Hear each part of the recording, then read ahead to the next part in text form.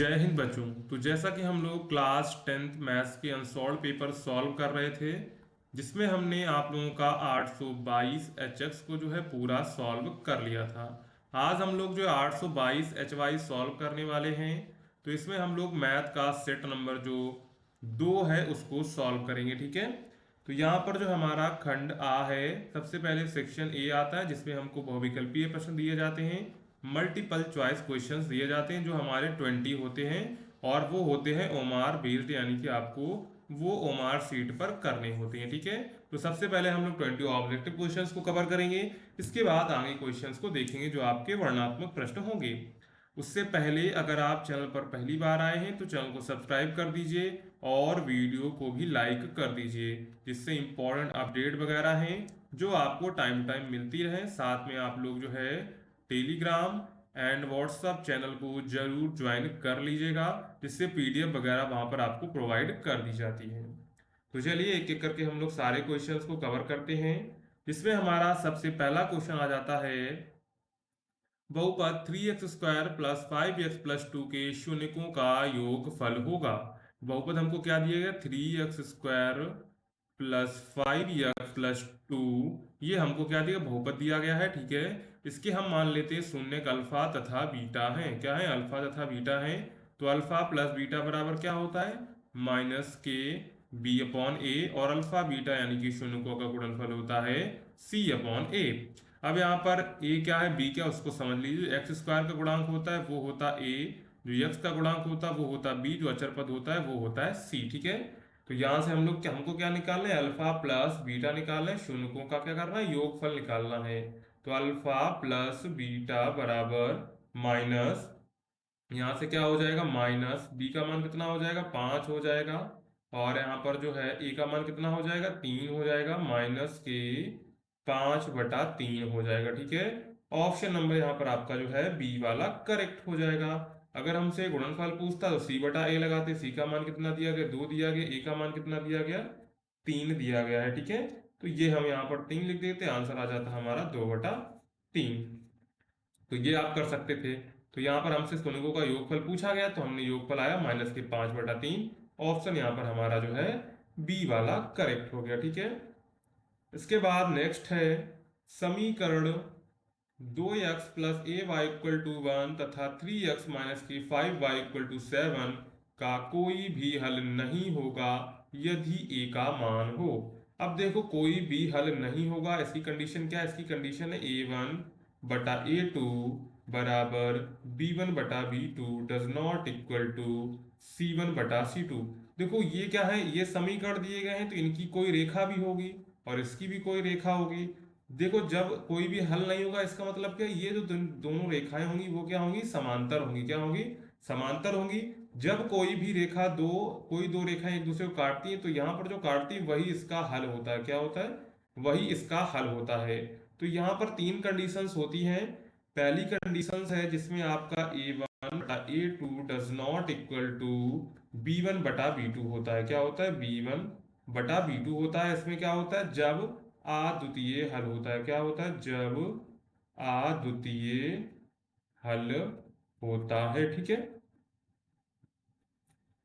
दूसरा है a1/a2 बराबर b1/b2 does not equal to c1/c2। इसमें क्या होता है, कोई भी हल नहीं होता है। क्या है, कोई भी हल नहीं होता है, ठीक है। इसके बाद लास्ट है हमारा a1/a2 बराबर b1/b2 बराबर c1/c2। इसमें क्या होंगे, इसमें होंगे अनेक हल। क्या होंगे, इसमें होंगे अनेक हल, ठीक है। अब देखो, यहाँ पर अद्वितीय हल का मतलब है कोई रेखाएं एक दूसरे को काट देंगे, इसके बाद तो ये रेखाएं कभी भी एक दूसरे को काटेंगी नहीं। यानी कि इस कंडीशन में क्या होगा, अद्वितीय हल होगा। क्या होगा, अद्वितीय हल होगा। अब यहाँ पर कोई भी हल नहीं होता, इसका मतलब दो रेखाएं हमेशा समांतर रहेंगी, एक दूसरे को काटेंगे नहीं, तो इनका क्या होगा, कोई हल नहीं होगा। क्या होगा, कोई हल नहीं होगा, ठीक है। ये हो जाएगा। अब देखो यहाँ पर, देखो यहाँ पर एक काटा तो इसका एक तो कम से कम एक हल तो है ही, लेकिन यहाँ पर तो कोई भी हल नहीं है, इसलिए देखा है तो कभी भी एक दूसरे को काटेंगे नहीं, तो यहाँ पर कोई हल नहीं होगा। और तीसरा वाला है, इसमें क्या होंगी, जैसे ये रेखा उसी के ऊपर एक दूसरी रेखा यानी कि समपाती रेखा है, तो ये हर बिंदु पर क्या हो रही है, हर बिंदु पर काट रही है एक दूसरे को। तो यहाँ पर हो जाएंगे अनेक हल, क्या हो जाएंगे, यहाँ पर हो जाएंगे अनेक हल। यहाँ पर पहला, दूसरा और यहाँ पर तीसरा हो जाएगा। हमसे पूछा गया तो कोई भी हल नहीं है, इसलिए हम लोग ये वाला लगाएंगे। A1/A2 बराबर B1/B2 does not equal to C1/C2। तो यहाँ पर A1/A2 बराबर B1/B2। अब यहाँ पर जो पहला होता है उसका जो गुणांक होता है, x का गुणांक A1 कहलाता है, और जो है y का गुणांक B1 कहलाता है, और ये हमारा C1 कहलाता है। इसी प्रकार दूसरे वाले का कहलाएगा A2, ये कहलाएगा B2, और ये कहलाएगा C2। ठीक है, तो यहाँ पर देखिए A1 कितना हो जाएगा, A1 2 हो जाएगा, A2 कितना हो जाएगा, 3 हो जाएगा, B1 कितना हो जाएगा, A हो जाएगा, और यहाँ पर जो है B2 हो जाएगा -5। तो यहाँ पर हो जाएगा -10/3 बराबर A। तो A का मान कितना आ गया, -10/3। ऑप्शन यहाँ पर आपका जो है सी वाला करेक्ट हो गया। ठीक है, इस तरह का सवाल बनेगा तो आपको ऐसे ही सॉल्व करना रहेगा। इसके बाद देखते हैं next question, question number 4, sorry question number 3। क्या कह रहा है देखो, 2x² + 5x + 4 = 0 के मूलों की प्रकृति होगी। तो मूलों की प्रकृति के लिए होता है b² - k4ac। देखो इसका मान क्या होगा, अगर इसका मान जो है 0 से छोटा है, क्या है, 0 से छोटा है, तो क्या होंगे, तो मूल होंगे काल्पनिक। क्या होंगे, मूल होंगे काल्पनिक। ठीक है, अगर जो है इसका मान 0 के बराबर है, b² - k4ac का मान 0 के बराबर है, तो कैसे होंगे, मूल समान होंगे। क्या होंगे, मूल समान होंगे। ठीक है, ये हो जाएगा। इसके बाद अगर b² - k4ac का मान जो है 0 से बड़ा है, तो मूल कैसे होंगे, मूल होंगे वास्तविक होंगे। कैसे होंगे, वास्तविक होंगे। और कैसे होंगे, अलग अलग होंगे। क्या होंगे, अलग अलग होंगे। हमने 822 HX में भी आपको ये बताया था, तो हम दोबारा भी आपको बता दे रहे हैं। तो यहाँ पर हम लोग क्या करते हैं, b² - k4ac का मान निकालते हैं। तो b यहाँ पर देखो कितना है, तो b यहाँ पर 5 है, तो हो जाएगा 5 का स्क्वायर -4 इंटू a का मान 2 इंटू c का मान 4। तो यहाँ से हो गया 25 -4 × 4 = 16 दूनी 32। तो यहाँ पर हो जाएगा -7। अब यहाँ पर देखो माइनस का आ रहा है और माइनस का आ रहा है, तो मतलब कि मूल कैसे होंगे, काल्पनिक हो, क्योंकि माइनस में वैल्यू 0 से छोटी होती है।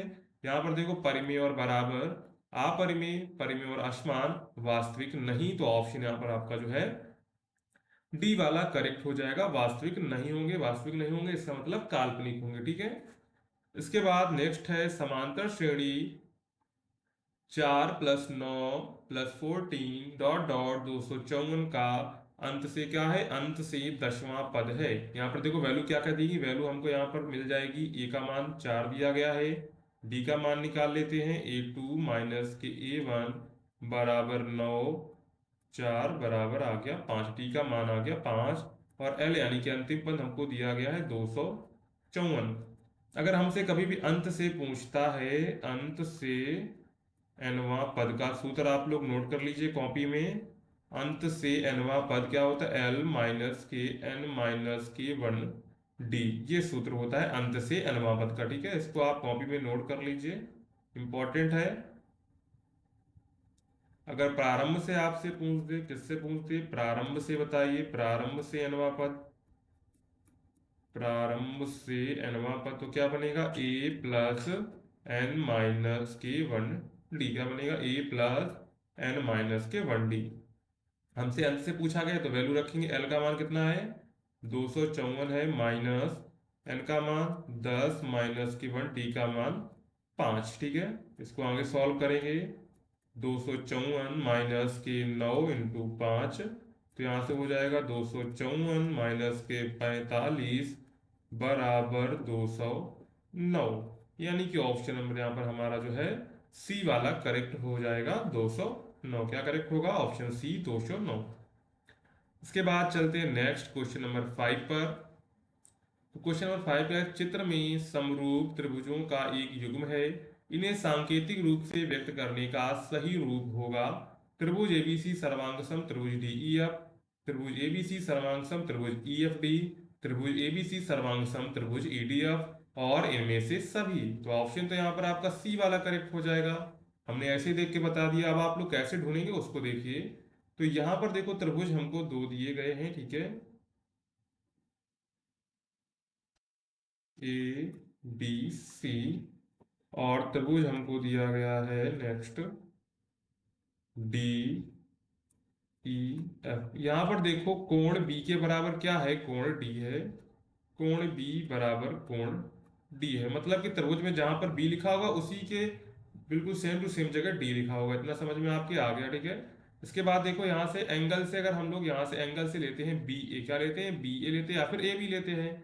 तो हम ले लेते हैं ए बी, और इसी के साथ में हम इसका 5 का गुणज है तो इसको हम ले लेंगे, क्योंकि देखो कोण की साइड क्या बी, जहां पे बी है वहां पर डी रहेगा। तो यहाँ से हो जाएगा ई डी, क्या हो जाएगा ई डी, ठीक है। जहां बी रहेगा वहां पर डी रहेगा, अनुपात निकालेंगे। तो ये भी कितना है, 2.5 है। ईडी कितना है, 5 है। तो आ जाएगा 1/2, ठीक है। इसी प्रकार क्या करेंगे, इसमें लंबाई दी गई तो इसका निकालेंगे बीसी। क्या कर लेते हैं, बीसी कर लेते हैं। बी के सामने क्या रहेगा, डी रहेगा, याद रखेंगे। बीसी तो यहाँ रहेगा डी, और यहाँ पर हो जाएगा ई एफ, ठीक है, क्योंकि डी, बी के सामने डी, बी के सामने डी। तो बीसी, तो यहाँ पर बीसी कितना दिया गया, 3 दिया गया। डीएफ कितना दिया गया, डीएफ आपको 6 दिया गया है। करेंगे तो 1/2 आ जाएगा। इसका मतलब क्या है, इसका मतलब है कोण बी बराबर कोण डी, और जो है ए बी बटा ई डी बराबर बी सी बटा डी एफ, ठीक है। अब यहाँ पर इतना तो हमने निकाल लिया, ये भी हमको पता है कि समरूप है, लेकिन नाम क्या लिखना है त्रिभुज का वो सबसे इंपॉर्टेंट है। तो यहाँ पर देखिए ए बी के साथ में क्या लिखा है, ए बी के साथ में लिखा है ई डी। यहाँ पर ए बी के साथ में लिख देंगे उसके बराबर में ई डी। अब इसका बचा क्या, इसका बचा सी, और इसका क्या बचा, एफ बचा, बस लिख देंगे। त्रिभुज ए बी सी सर्वांग सम हो गए त्रिभुज ई डी एफ के। बिल्कुल सिंपल है। जो ऊपर लिखा वही नीचे लिखें, क्योंकि जो जहां पे है उसके सामने वही लिखना है। जैसे एक एंगल के सामने ई बराबर होगा बी एंगल, और डी एंगल बराबर है, इसलिए बी और डी एंगल साथ साथ लिखेंगे। इसी प्रकार सी और एफ भी बराबर हो जाएंगी। राइट आंसर क्या होगा, राइट आंसर होगा त्रिभुज एबीसी सर्वांग सम है त्रिभुज ईडीएफ के, ठीक है। इसके बाद देखते हैं क्वेश्चन नंबर 6। तो क्वेश्चन नंबर 6 क्या कह रहा है, बिंदु -3, -4 की मूल बिंदु से दूरी होगी। क्या होगी, मूल बिंदु से दूरी होगी। तो यहाँ पर -3, -4, 5 और 6। मूल बिंदु के निर्देशांक क्या होते हैं, 0, 0, और दूसरा निर्देशांक है -3, -4। तो दो बिंदुओं के बीच की दूरी का सूत्र क्या होता है, x1 -x2 का whole square plus y1 -y2 का होल स्क्वायर, ठीक है। इतना आपको समझ में आ गया। d बराबर अंडर रूट x1, यहाँ पर देखिए कितना दिया गया है, x1 मान लेते 0, माइनस माइनस का 3 का होल स्क्वायर, ठीक है, प्लस y के जो 0 दिया गया -4 का होल स्क्वायर, ठीक है। d बराबर कर देंगे, यहाँ से -3 का होल वर्ग करेंगे, प्लस प्लस का 4 हो जाएगा, ठीक है। यहाँ पर भी प्लस का 4, प्लस का 3 का होल स्क्वायर हो जाएगा। d बराबर हो जाएगा 3 त्रिका 9, 3 का वर्ग 4 का वर्ग 16, बन जाएगा अंडर रूट 25। तो आ जाएगा आपका 5। तो दूरी कितनी हो जाएगी, दूरी हो जाएगी 5 मात्रक की। यानी कि ऑप्शन नंबर यहाँ पर हमारा जो है सी वाला करेक्ट हो जाएगा। दो बिंदु के बीच की दूरी फार्मूला याद रखना है और हमारा सिंपल आंसर निकल आएगा, ठीक है।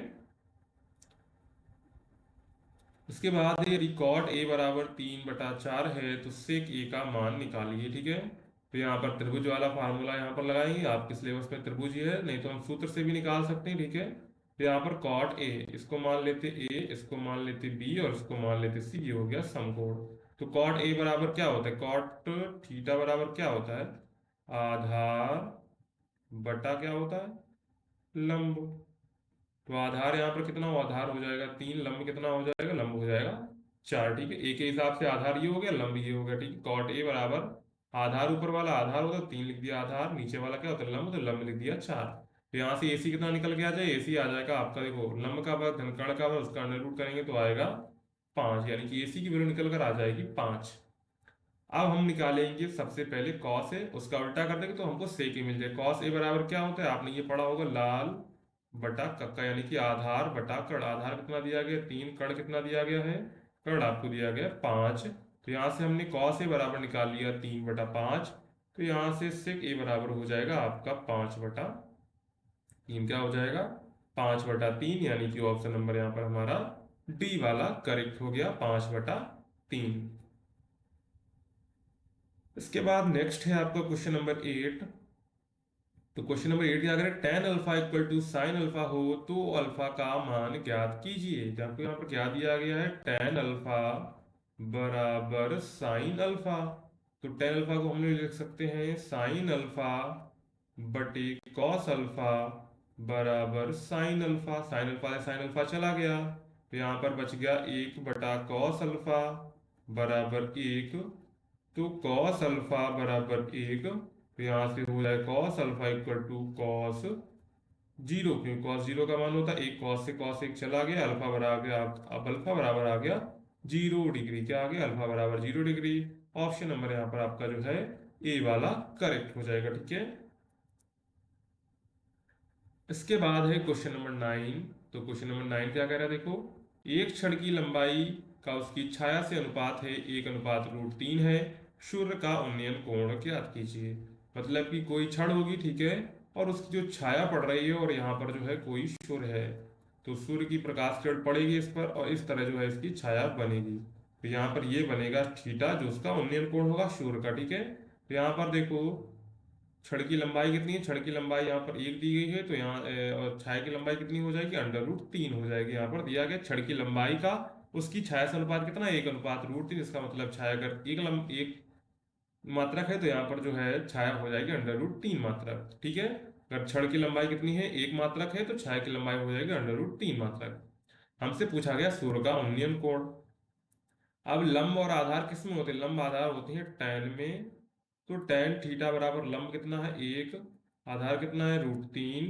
तो यहाँ से हो जाएगा टैन थीटा बराबर ये 1/√3 किसकी वैल्यू होती है, टैन 30 की वैल्यू होती है। टैन से टैन चला गया, थीटा बराबर आ गया आपका 30 डिग्री। कितना आ गया, 30 डिग्री आ गया। यानी कि ऑप्शन यहाँ पर आपका क्या करेक्ट हो जाएगा, तो ऑप्शन यहाँ पर आपका जो है ए वाला करेक्ट हो जाएगा। कितना करेक्ट हो जाएगा, 30 डिग्री हो जाएगा। ठीक है, इसके बाद चलते हैं क्वेश्चन नंबर 10 पर। तो क्वेश्चन नंबर 10 क्या कह रहा है, देखो एक वृत्त के व्यास के सिरों पर खींची गई समांतर स्पर्श रेखाओं की संख्या होगी 0, 1, 2, अनंत। तो वृत्त के सिरों पर खींची गई समांतर रेखाओं की संख्या होगी, देखो वृत्त के व्यास के सिरों पर। अब देखो वृत्त इस टाइप का होगा, ठीक है, उसके व्यास क्या होते हैं, उसके व्यास होते हैं अनंत। ठीक है, जो भी दो उधर मिला देंगे सब व्यास ही है। ठीक है, तो व्यास, ये भी व्यास हो गया, ये भी व्यास हो गया। तो जितने व्यास हैं उतनी स्पर्श रेखाएं उस पर खींची जा सकती हैं। जो वृत्त के सिरों पर खींची गई स्पर्श रेखाओं की संख्या होगी, तो अनंत व्यास है, इसलिए क्या होंगी, अनंत स्पर्श रेखाएं खींचेंगी। क्या होंगी, अनंत स्पर्श रेखाएं खींचेंगी। यानी कि ऑप्शन नंबर यहाँ पर आपका क्या करेक्ट हो जाएगा, तो ऑप्शन नंबर यहाँ पर आपका जो है डी वाला यहाँ पे करेक्ट हो जाएगा, अनंत। ठीक है, इसके बाद नेक्स्ट है क्वेश्चन नंबर 12। 12 सेंटीमीटर त्रिज्या वाले एक वृत्त के 60 डिग्री के कोण वाले त्रिज्य खंड का क्षेत्रफल ज्ञात कीजिए। त्रिज्या रेडियस हमको दे दी गई है 12 सेंटीमीटर, थीटा बराबर हमको दे दिया गया है 60 डिग्री। हमसे पूछा कि त्रिज्य खंड का क्षेत्रफल। तो त्रिज्य खंड का क्षेत्रफल का सूत्र क्या होता है, πr² थीटा बटा 360। तो पाई ऐसे रखेंगे, आर की वैल्यू कितनी है 12 × 12, थीटा की वैल्यू कितनी हो जाएगी 60 हो जाएगी, बटा हो जाएगा आपका यहाँ पर 360। 0 से 0 चला गया, 6 कम 6, छतरंग 36, 6 दूनी 12। तो यहाँ से आ जाएगा 12 दूनी 24 पाई सेंटीमीटर स्क्वायर। क्या हो जाएगा 24 पाई सेंटीमीटर स्क्वायर। यानी कि ऑप्शन नंबर यहाँ पर आपका जो है सी वाला करेक्ट हो जाएगा, 24 पाई सेंटीमीटर। ये आपको याद रखना है, πr² थीटा बटे 360। ये फार्मूला आपको अच्छे से याद रखना है। इस फार्मूले को प्रयोग करके आप लोग जो है, यहाँ पर हमको थीटा दिया गया था 60 डिग्री, और यहाँ पर त्रिज्या और रेडियस हमको दी गई थी 12 सेंटीमीटर, रख दिया। आंसर आ गया हमारा 24 पाई सेंटीमीटर स्क्वायर। ठीक है, इसके बाद है क्वेश्चन नंबर 12। क्या कह रहा है, यदि एक गोले का व्यास d है तो उसका आयतन होगा। तो यहाँ पर देखिए हमको व्यास दिया गया है, यहाँ से रेडियस कितनी हो जाएगी, रेडियस हो जाएगी d/2, कितनी हो जाएगी, d/2 हो जाएगी। अब आता है गोले का आयतन। तो गोले का आयतन का सूत्र क्या होता है, गोले के आयतन का सूत्र होता है 4/3 पाई आर क्यूब। अब देखो गोले का वक्र पृष्ठ भी याद कर लीजिए, गोले का वक्र पृष्ठ का सूत्र क्या होता है, 4 पाई r²। वक्र पृष्ठ गोले का, संपूर्ण गोले का बात कर रहे हैं, ठीक है। तो वक्र पृष्ठ और संपूर्ण पृष्ठ दोनों एक ही सूत्र होते हैं, 4 पाई r²। अगर हम बात करें अर्ध गोले की, ठीक है, अर्ध गोले का वक्र पृष्ठ, तो अर्ध गोले का वक्र पृष्ठ हो जाएगा 2 पाई r²। अगर संपूर्ण पृष्ठ अर्धगोले की बात करें, ठीक है, तो कितना हो जाएगा, तो ये हो जाएगा आपका 3 पाई r²। कितना हो जाएगा, 3 पाई r²। यहाँ पर था हमारा गोले का आयतन। तो गोले का आयतन का सूत्र क्या होता है, 4/3 पाई r³ तो यहाँ पर वैल्यू रखेंगे 4/3, पाई ऐसे ही रखेंगे, r कितना दिया गया, d/2 का होल क्यूब हो जाएगा। तो यहाँ से हो जाएगा 4/3 into pi into d/2 into d/2 into d/2। तो यहाँ से देखो 4 है, इससे ये 4 चले जाएंगे, ठीक है। तो यहाँ कितना बचेगा, तो यहाँ पर बचेगा पाई, और यहाँ पर 3 दूनी 6, पाई/6 d³ हो जाएगा। कितना हो जाएगा, पाई/6 d³। यानी कि ऑप्शन नंबर यहाँ आपका डी वाला करेक्ट हो जाएगा, पाई/6 d³।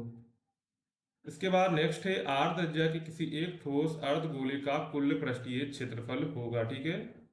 आर त्रिज्या के एक ठोस गोले अर्धगोले का कुल पृष्ठीय क्षेत्रफल होगा। अभी हमने आपको बताया सूत्र क्या होता है, 3 पाई r²। त्रिज्या यहाँ पर आर दी गई है, ठीक है, तो आंसर क्या हो जाएगा, 3 पाई r² हो जाएगा। अगर हमसे पूछता सिर्फ वक्र पृष्ठ तो होता आपका 2 पाई r², ठीक है। तो यहाँ पर right answer option number C वाला यहाँ पर करेक्ट हो जाएगा, 3 पाई r²।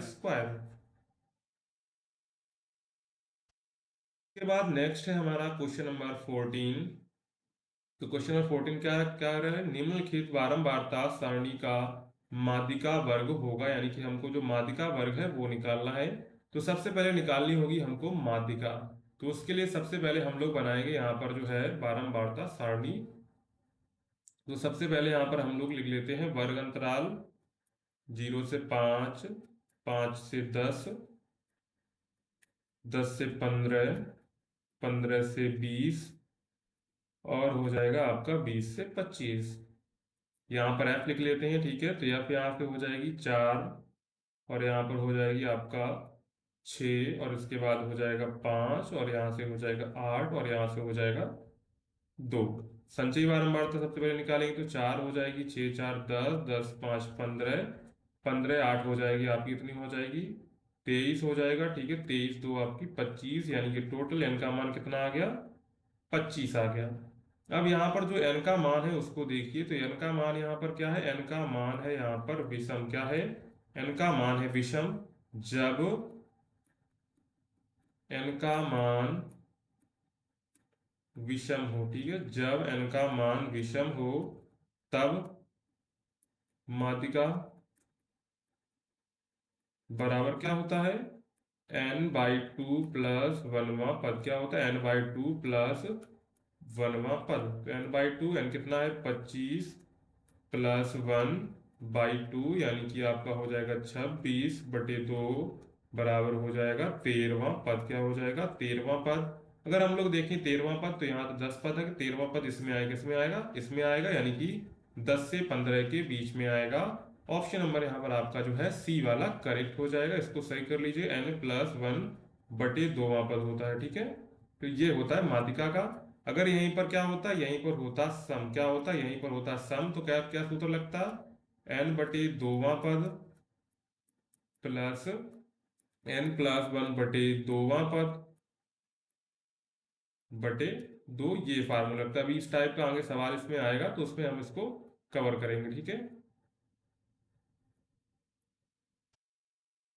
इसके बाद है नेक्स्ट क्वेश्चन नंबर 15। तो किसी बारंबारता सारणी के माध्य तथा माध्यिका क्रमशः 27 और 29 है, तो इसका बहुलक क्या होगा। इसको कल की क्लास में हमने कवर किया था। तो इसका आंसर आप लोग कमेंट सेक्शन में बताएंगे, बिल्कुल सिंपल है। इसका एक डायरेक्ट फार्मूला होता है, उसको आपको याद कर लेना है। इस टाइप का सवाल एक जरूर आपके एग्जाम में आएगा, ठीक है। नेक्स्ट है निम्नलिखित सारणी का माध्य आपको ज्ञात करना है। वर्ग अंतराल दिया गया था 0 से 10, 10 से 20, 20 से 30, 30 से 40। बारंबारता 2, 1, 4, 3। तो सबसे पहले इसकी बारंबारता बनाएंगे, सारणी बनाएंगे, इसके बाद इसको सॉल्व करेंगे, ठीक है। तो वर्ग अंतराल हमको दिए गए थे 0 से 10, 10 से 20, 20 से 30, और यहाँ से हो जाएगा 30 से 40। और यहाँ पे फ्रीक्वेंसी हमको दी गई थी, बारंबारता दी गई थी 2, 1, 4 और 3। और यहाँ पर निकालेंगे सबसे पहले यक्स का मान। किसका मान निकालेंगे? यक्स का मान निकालेंगे, ठीक है। तो यक्स का मान क्या है? दोनों को जोड़ के आधा करेंगे तो बनेगा 5, दोनों को जोड़ के आधा करेंगे तो कितना बनेगा? 15 बनेगा। दोनों को जोड़ के आधा करेंगे तो 25, और दोनों को जोड़ के आधा करेंगे तो 35, ठीक है। अब यहाँ पर निकालेंगे एफ एक्स। तो कितना बन जाएगा? बन जाएगा 10, 15 एकम 15, 25 तक कितना हो जाएगा? 100 हो जाएगा। 35 × 105, ठीक है। ये हो गया, इनको जोड़ लेंगे, टोटल कर लेंगे, sigma F x. Sigma F x कितना आ जाएगा? 100, 105, 205, 205 में ये जोड़ देंगे तो आपका बन जाएगा 220, 220 में 10 जोड़ेंगे तो 230। और यहाँ पर जो है माध्य बराबर आपका सूत्र क्या होता है? माध्य बराबर सूत्र होता है sigma F X upon N. कितना? Sigma F X upon N होता है। यहाँ पर यन करेंगे, टोटल कितना हो जाएगा? तो 2, 1, 3, 4, 3, 7, 3, 10।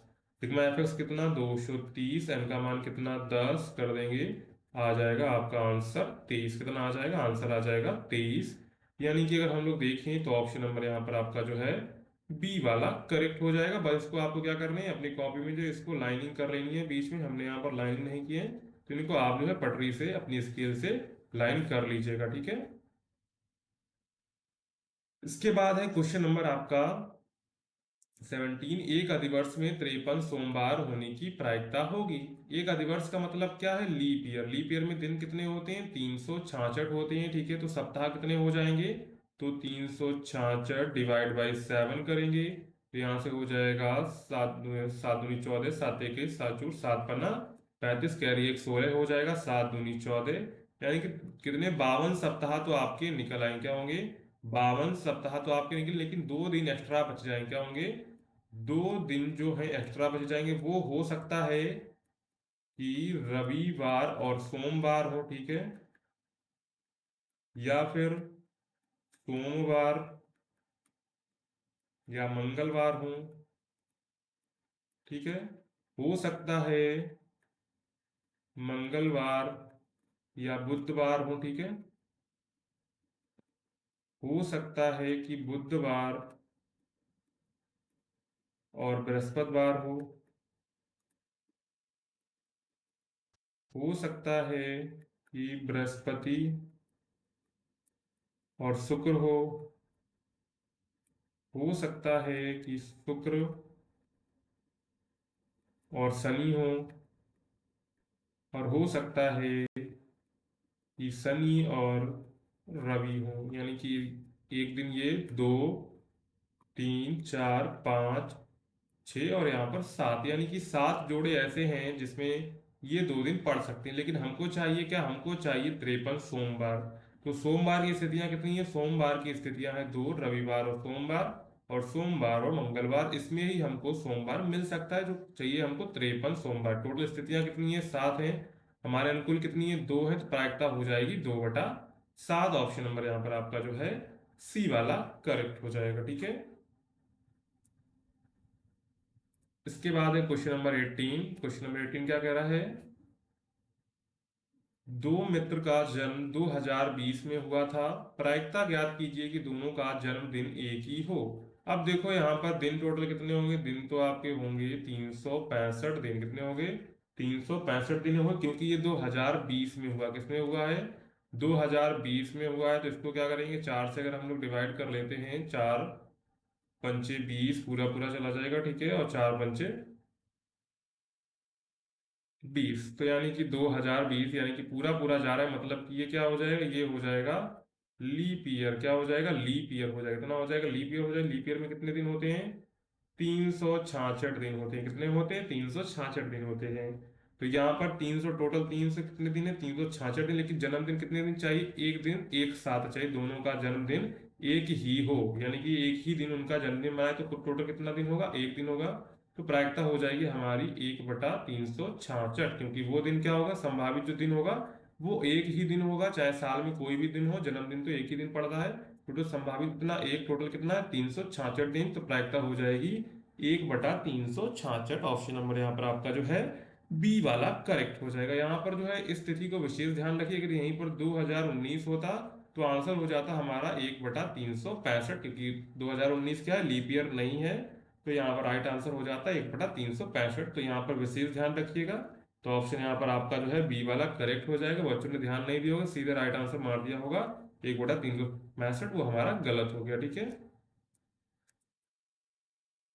इसके बाद है क्वेश्चन नंबर 19। तो क्वेश्चन नंबर 19 क्या कह रहा है, देखो, दो बिंदुओं 2, 3 और 4, 1 के बीच की दूरी होगी। तो बीच की दूरी का सूत्र क्या होता है, अभी हमने आपको बताया था, x1 माइनस x2 का whole square plus y1 minus y2 का होल स्क्वायर, ये सूत्र होता है। यहाँ पर इसको x1 ले लेंगे, इसको y1, इसको x2 और इसको y2, आंसर रख देंगे। देखिए डी बराबर x1 2 माइनस के 4 का होल स्क्वायर प्लस 3 - 1 का होल स्क्वायर, तो डी बराबर हो जाएगा √-2 का होल स्क्वायर प्लस 2 का होल स्क्वायर। तो डी बराबर यहाँ पर हो जाएगा 4 + 4 बराबर हो जाएगा √8। यहाँ से आपका जो है 2 बाहर आ जाएगा, यानी कि 2√2। आंसर क्या हो जाएगा, 2√2। ऑप्शन नंबर यहाँ पर आपका जो है सी वाला करेक्ट हो जाएगा। √8 लिखा, तो इसको हम लोग ऐसे दे सकते हैं, 4 × 2, 4 तो 2 का वर्ग होता है, 2² × 2, तो जिसका वर्ग होता है वो बाहर आ जाते हैं, 2√2। इसको हमने ऐसे बाहर निकाला। ऑप्शन नंबर यहाँ पर आपका जो है सी वाला करेक्ट हो गया, ठीक है। नेक्स्ट है क्वेश्चन नंबर 20। निम्नलिखित में अपरिमेय संख्या होगी √25। तो √25 को हम ले सकते हैं 5² तो बाहर आ जाएगा 5 हो जाएगा। √81 है, तो इसको हम ऐसे ले सकते हैं 9² बाहर आ जाएगा 9। ये तो परिमेय है ही पहले से, 5/3 है। यहाँ पर देखो लिखा है 5 + √2। अब यहाँ पर जो दो अंदर संख्या लिखी हुई है वो क्या पूर्ण वर्ग है नहीं, वो तो बाहर आ नहीं पाएगा। और जिसमें भी रूट जुड़ जाता है, घट जाता है, भाग हो जाता है, कुछ भी हो जाता है, तो वो संख्या क्या बन जाती, वो संख्या बन जाती है अपरिमेय। क्या बन जाती है, अपरिमेय बन जाती है। यानी कि ऑप्शन नंबर आपका जो है डी वाला करेक्ट हो जाएगा। देखो कोई भी संख्या हो, अगर वो अंडर रूट के अंदर लिखी हो, बस आपको विशेष ध्यान रखना है कि जो अंदर संख्या लिखी हो वो कैसी ना हो, वो पूर्ण वर्ग ना हो। अगर पूर्ण वर्ग ना हो तो वो क्या होगी, तो वो होगी अपरिमेय। क्या होगी, अपरिमेय होगी। अगर अंडर रूट की कोई अंदर संख्या लिखी हुई है, अगर वो पूर्ण वर्ग है, क्या है, पूर्ण वर्ग है, जैसे 4, 9, 25, ये सब क्या है, पूर्ण वर्ग संख्या है। अगर पूर्ण वर्ग है तो क्या होगी, तो वो संख्या होगी परिमेय। क्या होगी, परिमेय होगी, ठीक है। यहाँ पर राइट आंसर ऑप्शन नंबर आपका जो है डी वाला करेक्ट हो जाएगा, ठीक है। तो यहाँ पर हमने जो आपके 20 ओमार बेस्ड ऑब्जेक्टिव क्वेश्चंस थे, उनको हमने यहाँ पर कवर कर लिया है। अब चलते हैं हम लोग थ्योरी की क्वेश्चन की ओर, जो थ्योरी में प्रश्न आएंगे। तो यहाँ पर है हमारा खंड बा, सेक्शन बी वर्णनात्मक प्रश्न, जिसमें हमको डिस्क्रिप्टिव टाइप के क्वेश्चन देखने को मिलेंगे, डिस्क्रिप्टिव टाइप के, ठीक है। इसमें पहला है सभी खंड कीजिए। पहला है, यदि दो संख्याओं का अंतर कितना है, 26 है, तथा एक संख्या दूसरी संख्या की 3 गुनी है, तो संख्याओं को ज्ञात कीजिए। तो सबसे पहले हम मान लेते हैं संख्याएं क्या हैं। संख्याएं हम मान लेते हैं, माना कि संख्या बराबर x, y। एक संख्या दूसरी संख्या क्या है, 3 गुनी है, यानी कि x बराबर हो जाएगा 3y। अगर हम लोग कर लें तो पहला समीकरण हो जाएगा।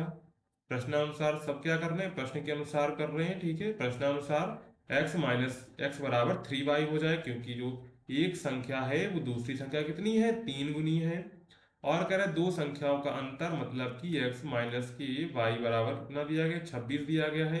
तो यहाँ से जो x की वैल्यू है वो उठा के इसमें रख देंगे, तो 3y माइनस के y = 26। तो यहाँ से आपका कितना हो जाएगा, 2y = 26। तो यहाँ से हो जाएगा y बराबर 26/2। तो यहाँ से आ जाएगा y बराबर 13। तो यहाँ से हमने क्या किया, y की वैल्यू निकाल ली 13। तो यहाँ से x की वैल्यू क्या आएगी, x बराबर होता है 26 + y। तो 26 प्लस 13 बराबर आ गया यहाँ पर 39। तो x की वैल्यू क्या आ गई, x की वैल्यू आ गई 39, यानी कि संख्या हमारी क्या निकल कर आई, 39, 13 जो है ये दो संख्याएं होंगी और इनका अंतर करेंगे 26 आएगा। और जो एक संख्या है वो क्या है, दूसरी संख्या की कितनी है, 3 गुनी भी है। राइट आंसर यहाँ पर क्या हो जाएगा, राइट आंसर हो जाएगा 39, 13 जो है वो दो संख्याएं होंगी। इसके बाद नेक्स्ट है cot 2a बराबर 10a माइनस के 22 डिग्री, जहां 2a न्यून कोण है तो a का मान ज्ञात कीजिए। तो लिखते हैं यहाँ पर, देखिए क्या लिखा है, cot 2a बराबर 10a माइनस के 22 डिग्री, ठीक है। अब यहाँ से क्या करेंगे, इसको हम लोग ऐसे लिख सकते हैं, tan 90 माइनस के 2a बराबर 10a माइनस के 22 डिग्री। देखो यहाँ पर कॉट tan 90 माइनस 2a का मतलब क्या है, कॉट 2a ही है, ठीक है, क्योंकि 90 के होने पर tan का उत्तर कॉट में, कॉट का उत्तर tan में, tan से tan आपका चला गया, ठीक है। 90 माइनस का 2a बराबर a माइनस का 22। यहाँ से क्या हो, इसको इधर लाएंगे, उसको उधर लेकर जाएंगे, तो 90 प्लस 22 बराबर यहाँ से आपका हो जाएगा 3a, ठीक है। तो 3a बराबर यहाँ से हो जाएगा आपका 112, तो a बराबर आ जाएगा आपका 112 बटे यहाँ से हो जाएगा आपका 3। ये आपका राइट आंसर हो जाएगा a का मान। इसको पॉइंट में निकालना है तो पॉइंट में निकाल सकते हैं। कितना बनेगा, 3 × 9, कैरी कितना हो गया, 2 हो गया, तो आपका 22 हो गया। उसके बाद 7 × 3 = 21, एक बचेगा तो आपका हो जाएगा पॉइंट लगे 10 हो जाएगा, 3 × 9, इसके बाद 3 × 9 इस तरह आता रहेगा, ठीक है। ये आपका ए का वैल्यू हो जाएगा। नहीं तो आप अगर इसको बटे में लिखना चाहें तो बटे में ही रहने दे सकते हैं। इसके बाद नेक्स्ट है, सिद्ध कीजिए √2 एक अपरिमेय संख्या है। तो चलिए सिद्ध कर लेते हैं। तो इसको कैसे सिद्ध करेंगे, सबसे पहले लिखेंगे माना कि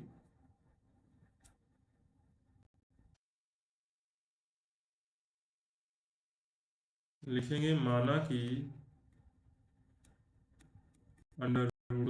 एक परिमेय संख्या है,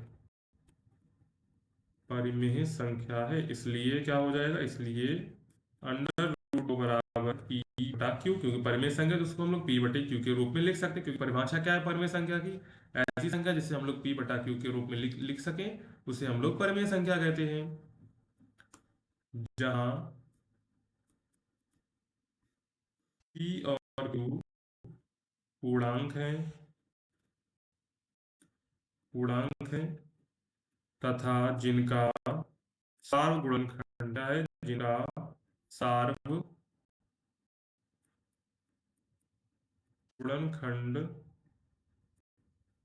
एक है। जो सार्वगुणन का मतलब कॉमन फैक्टर जो क्या है, एक है, ठीक है।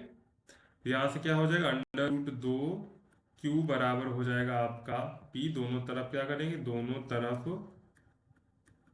वर्ग करने पर, ठीक है, दोनों तरफ वर्ग करने पर, तो यहाँ से हो जाएगा 2q² बराबर p²। समीकरण डाल देंगे यहाँ पर पहला, ठीक है, पहले समीकरण। इससे क्या स्पष्ट हो रहा है, प्रथम समीकरण से, प्रथम समीकरण से क्या स्पष्ट हो रहा है, स्पष्ट हो रहा है कि जो 2 है वो p² को विभाजित करता है, p² को विभाजित करता है। इसलिए क्या होगा, 2 जो p को भी विभाजित करेगा, ठीक है, p को ही विभाजित करेगा, ठीक है, ये हो जाएगा। आप क्या करेंगे, आप नीचे जाएंगे, फिर क्या करेंगे, हम मान लेते हैं p बराबर 2r, क्या मान लेते, p बराबर 2r मान लेते। क्यों माना 2r, क्योंकि आज यहाँ पर जो 2 है वो p को क्या कर रहा है, विभाजित कर रहा है, इसलिए क्या हो जाएगा, तो यहाँ पर 2 माना जाएगा। अगर हम इसको विभाजित करेंगे तो ये जो है r चला जाएगा, जहाँ पर r क्या है, r एक पूर्णांक है बस, और कुछ नहीं है, ठीक है।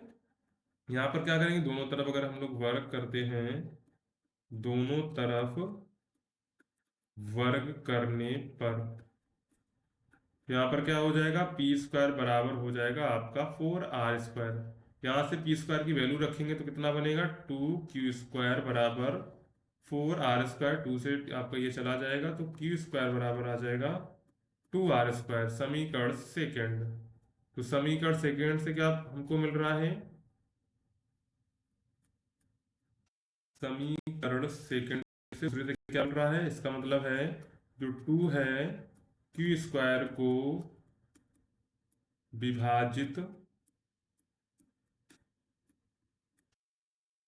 करता है। इसलिए क्या होगा, इसलिए 2 जो है q को भी विभाजित करेगा। क्या है, q को भी विभाजित करेगा। ठीक है। अब यहाँ पर ऊपर अगर हम लोग देखें तो यहाँ पर क्या आ रहा है, जो 2 है वो p को भी विभाजित कर रहा है। क्या है, 2 जो है वो p को भी विभाजित कर रहा है। और नीचे आ रहे हैं तो यहाँ पर जो है 2 जो है वो q को भी विभाजित कर रहा है। यानी कि p और q का यहाँ पर क्या हो गया है, यहाँ पर जो इस अतः p और q का सार्वगुणनखंड, सार्वगुणनखंड कितना है, 2 है। ठीक है, अतः पी और क्यू का सार्वगुणनखंड 2 है। अब यहाँ पर देखो हमने क्या हुआ, यहाँ पर हमने क्या माना था, हमने माना था √2 पी बटे क्यू एक पूर्णांक है, जहाँ पी और क्यू पूर्णांक है तथा जिनका सार्वगुणनखंड कितना 1 है। लेकिन यहाँ पर क्या निकला, यहाँ पर तो कुछ और निकला। सार्वगुण कितना निकला, सार्व जो कॉमन फैक्टर है वो निकला आपका 2। अतः यह विरोधाभास,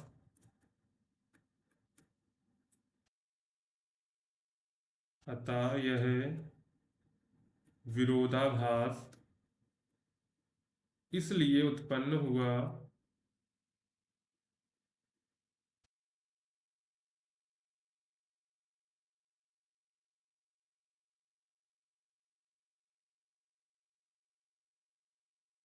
इसलिए उत्पन्न हुआ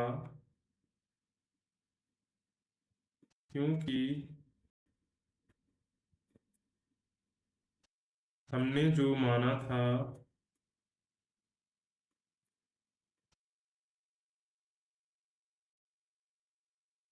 गलत है। अतः √2 एक अपरिमेय संख्या है, अपरिमेय संख्या है। ठीक है, सिंपल। ये आपको इस तरह आप इसको प्रूव कर सकते हैं। इसका आप स्क्रीनशॉट खींचना चाहें तो इसका स्क्रीनशॉट खींच सकते हैं, नहीं तो आप इसको प्रॉपर अच्छे से याद भी कर सकते हैं। इसके बाद इसी में आपका डी पार्ट है, निम्नलिखित सारणी का माध्यिका ज्ञात कीजिए। सारणी की आपको क्या करना है, माध्यिका निकालनी। सबसे पहले वर्ग अंतराल लिख लेते हैं यहाँ पर, 0 से 10, 10 से 20, 20 से 30, 30 से 40, 40 से 50 और यहाँ से 50 से 60। यहाँ पर f लिख देंगे, 7, 8, 5, 20, 13 और यहाँ पर 7। और यहाँ पर माध्यिका निकाले, संचयी बारंबारता भी निकालनी पड़ेगी, उसको भी निकाल लेते हैं। तो यहाँ से हो जाएगी 7, 8, 7, 15, 15, 5, 20, 20, 20, 40, 10 आपका हो जाएगा यहाँ पर 53, 53 और 7 हो जाएगा 60। यानी n का मान कितना हो जाएगा, n का मान हो जाएगा यहाँ पर 60, जो क्या है, सम है। x का मान भी निकाल लेते तो x कितना आएगा, दोनों को जोड़ के आधा करेंगे तो 5, 15, 25 और यहाँ से आपका हो जाएगा 35, 45 और यहाँ पर हो जाएगा 55। ये x का मान हो जाएगा। ठीक है, इसको आप यहाँ से कर लीजिएगा लाइन अपनी कॉपी में। आपकी कॉपी में लाइन तो होंगी, बस आपको क्या करना है, हाशिया बीच से डालना है। ठीक है, इस तरह आपका जो हाशिया है इसको बीच में यहाँ से डालना है। ठीक है, आप देखो यहाँ पे सूत्र, n का मान n बराबर कितना है, 60 है। क्या है, सम है। क्या है, सम है। तब सूत्र क्या है, सम के लिए, सम के लिए सूत्र है माध्यिका बराबर n बटे 2वां पद प्लस n प्लस 1 बटे 2वां पद बटे 2। तो n बटा n का मान कितना, 60 बटे 2वां पद प्लस यहाँ से हो जाएगा n बटा 2+1वां पद होगा, ठीक है। यहाँ से n/2+1वां पद होगा, तो यहाँ से हो जाएगा 30वां पद, और यहाँ से हो जाएगा 30 प्लस और एक 31वां पद बटा 2। तब देखते हैं 30वां पद किस में आएगा, तो 25 पद यहीं पर समाप्त हो गए। 30वां पद किस में आएगा, 30वां पद आएगा आपका इसमें, ठीक है। 30 से 40 वाले में जो है आपका 30वां पद है, क्योंकि 20 पद तो यहीं तक समाप्त हो गए। यहाँ पर जो है 40 तक है पद, तो यहाँ पर आपका जो है x का मान कितना, 35 है। तो यहाँ पर 35, 31वां पद भी इसी में जाएगा, 35/2 बराबर यहाँ से हो जाएगा आपका जो है 70/2, आ जाएगा आंसर 35। तो माध्यिका क्या हो जाएगी, तो माध्यिका यहाँ पर हो जाएगी 35 हो जाएगी, ठीक है। तो इसके दो फार्मूले हैं, उनको एक बार नोट कर लेते हैं, इसके बाद हम लोग आगे चलते हैं, ठीक है। माध्यिका अगर n का मान क्या हो, यदि n का मान क्या हो, सम संख्या हो, n का मान सम संख्या हो, तो माध्यिका बराबर क्या हो जाएगा, तो माध्यिका बराबर हो जाएगा n/2वां पद, ठीक है। n/2वां पद, कैपिटल का इस्तेमाल से कोई फर्क नहीं पड़ेगा, n/2 प्लस 1वां पद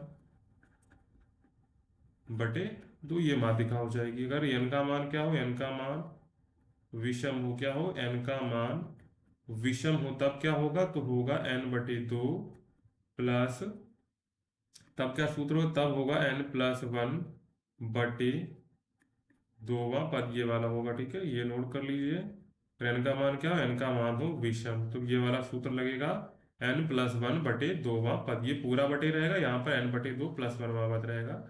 ये ध्यान रखेंगे, वहां पर पहले जो हमने कराया था उसमें थोड़ी ये वाली मिस्टेक हो गई थी, उसको आप लोग सही कर लीजिएगा, ठीक है।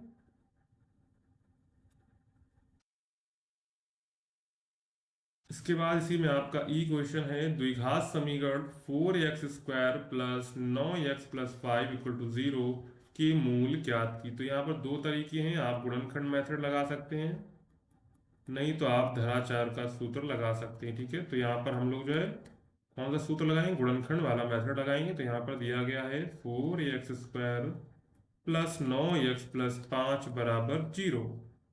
क्या होगा, इसमें गुणा होगा तो बन जाएगा 5×20, यानी कि 4x² प्लस आपका बन जाएगा 4x प्लस 5x प्लस 5 = 0। गुणनखंड कैसे करते हैं, इधर कोई गुणांक तो उसमें गुणा करेंगे, इसके बाद यहाँ पर जो ये संख्या लिखी इनका जोड़ के या घटा के जैसे भी आपको क्या लाना है, यहाँ पर जो जोड़े तो 9x है और गुणा करें तो ये बनना चाहिए, यानी कि इनका गुणनफल बनना चाहिए। तो यहाँ पर देखो 4x कॉमन लेंगे तो x प्लस 5, यहाँ से 4x का में x+1 बचेगा, प्लस, तो यहाँ से अगर 5 कॉमन लेते तो x+1 बराबर 0।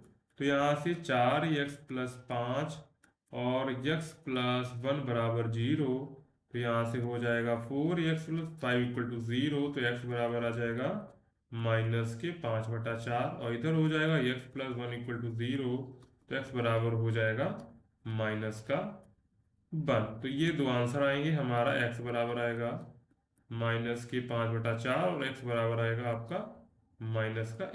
ये दो आंसर आएंगे, तो इनको आप नोट कर लेंगे। आप धराचार सूत्र लगा सकते हैं, x बराबर -b plus minus √b² -4ac/2a, ये फार्मूला लगा सकते हैं। कोई भी फार्मूला लगा के निकालेंगे, आंसर सेम टू सेम आएगा, ठीक है।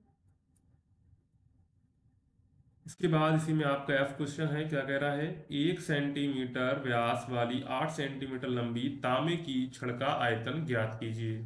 कोई भी देखो तांबे की छड़ होगी, उसका आयतन निकालना है। व्यास हमको दिया गया है 1 सेंटीमीटर, डायमीटर कितना दिया गया, 1 सेंटीमीटर दिया गया है।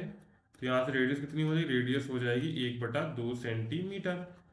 लंबाई दी गई, यानी कि एल का मान हमको दिया गया 8 सेंटीमीटर। छड़ का आयतन, आयतन का सूत्र क्या होता है, अभी देखो बेलनाकार होती है, देखो छड़ कोई होगी तो बेलनाकार होगी, तो बेलन का आयतन क्या होता है, πr² होता है, ठीक है। तो आयतन यहाँ से कितना आ जाएगा, पाई ऐसे ही रखेंगे, इंटू आर की वैल्यू कितनी हो जाएगी, तो आर की वैल्यू है 1/2 इंटू 1/2 हो जाएगा। एच का मान कितना है, 8 है, ठीक है। 2 से ये चला जाएगा, 2 बचेगा, ठीक है। यहाँ पर आएगा 2 पाई सेंटीमीटर क्यूब, ये इसका आयतन हो जाएगा। 2 से 2 दूनी 4, 4 दूनी 8, यहाँ पर 2 बचेगा, तो 2 पाई सेंटीमीटर क्यूब जो है इसका आयतन हो जाएगा, V छड़ का आयतन हो जाएगा। ठीक है, तो ये फार्मूला याद रखना है। बेलन का आयतन बराबर क्या होता है, पाई आर स्क्वायर एच होता है। और जो छड़ होती है वो कैसी होती है, बेलनाकार होती है। ठीक है, इसीलिए तो हमको यहाँ पर व्यास दिया गया तो ऊंचाई दी गई थी, यानी कि लंबाई दी गई थी। ठीक है, लंबाई ऊंचाई दोनों एक ही चीजें होती हैं। इसके बाद है प्रश्न नंबर 2, तो इसको हम लोग जो है अगली वीडियो में कवर करेंगे। आज के लिए इतना ही रखते हैं। तो आप लोग इन सभी क्वेश्चंस की घर पर अच्छे से प्रैक्टिस करिएगा। और अगर आपने अभी तक भी चैनल को सब्सक्राइब नहीं किया है तो चैनल को सब्सक्राइब कर दीजिए। ठीक है, और वीडियो को भी लाइक कर दीजिए, और साथ में व्हाट्सएप ग्रुप और टेलीग्राम चैनल को जरूर ज्वाइन कर लीजिएगा।